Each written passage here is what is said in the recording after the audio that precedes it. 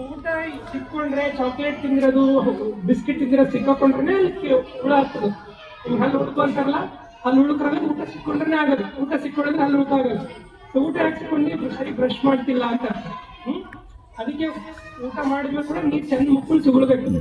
Okay, so ಅದಕ್ಕೆ brush ಕೂಡ ಹಿಂಗೆ ಅಡ್ಡ ಹಿಡಿಬಾರ್ದು. ಅಡ್ಡ ಹಿಡಿದ್ರೆ ಅದು ಸಂದಿಕ್ಕಿರೋದು ಊಟ ಸಿಕ್ಕೊಂಡ್ರೆ ಬರಲ್ಲ. ಅದಕ್ಕೆ ಬಾಯಿ ವಾಸನೆ ಬರುತ್ತೆ, ಹೊಸಟು ರೋಗ ಆಗುತ್ತೆ, ಹಲ್ಲು ಹುಳುಕ್ ಹಿಡಿತವೆ. ಅರ್ಥ ಆಯ್ತು? ಅದಕ್ಕೆ ನಾಳೆ ಹಿಂಗೆ 45 ಡಿಗ್ರಿ ಹಿಂಗೆ ಆಯ್ತು, ಹಿಂಗೆ ಹಿಡಿದು ಹಿಂಗೆ ಮಾಡ್ಬೇಕು. ಹಿಂಗಿಲ್ಲ, ಹಿಂಗೆ ಹಿಡಿದು ಹಿಂಗೆ ಮಾಡ್ಬೇಕು ಅಷ್ಟೇ. ಮ್ಯಾಲಿಂದ ಕೆಳಗೆ ಹಿಂಗೆ. ಅರ್ಥ ಆಯ್ತು? ಹಿಂಗೆ ಹಿಂಗೆ ಮಾಡ್ಕೋತಾ ಬರ್ಬೇಕು. ಓಕೆ, ಮತ್ತೆ ಹಿಂಗೆ ಒಳಗಾಯ್ತಾ?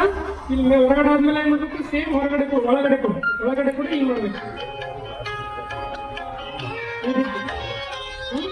ಆಮೇಲೆ ಇದೆಲ್ಲ ಮೇಲೆ ಕ್ಲೀನ್ ಮಾಡ್ತಾರೆ. ಕೆಳಗಿಂದ ಆಯ್ತಲ್ಲ, ಕೆಳಗಿಂದ ಆದ್ಮೇಲೆ ಮತ್ತೆ ಮೇಲೆ ಕೆಳಗೇನ್ ಮಾಡಿದ್ರಿ? ಕೆಳಗಿಂದ ಮೇಲೆ ಮಾಡಿದ್ರಲ್ಲ, ಮೇಲೆ ಏನ್ ಮಾಡ್ತೀರಾ?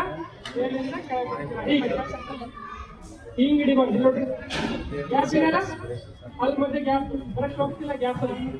ಈಗ ನೋಡ್ರಿ, ಗ್ಯಾಪ್ ಇದೆನಾ? ಇಲ್ಲ. ಈ ರೀತಿ ಕೆಳಗೆ ಮಾಡ್ಕೊಂಡು ಅರ್ಥ ಆಯ್ತು? ಮತ್ತೆ ಹಿಂಗ್ ಹಿಡಿಬೇಕು.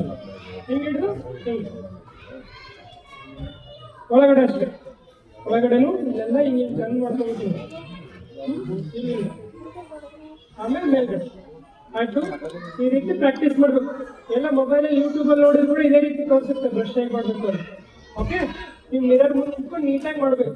ಸುಮ್ಮನೆ 5 ನಿಮಿಷ 10 ನಿಮಿಷ ಉಜ್ಜೋದ್ರಿಂದ ಹಲ್ಲು ಕ್ಲೀನ್ ಆಗಲ್ಲ, ಹೊರಟು ಹಲ್ಲು ಸವಿತಾವ. ಕರೆಕ್ಟ್ ಸರಿಯಾದ ವಿಧಾನದಿಂದ ನೀವು ನೀಟಾಗಿ ಬ್ರಷ್ ಮಾಡಿದ್ರೆ 2 ನಿಮಿಷ ಸಾಕು. ಅರ್ಥ ಆಯ್ತು?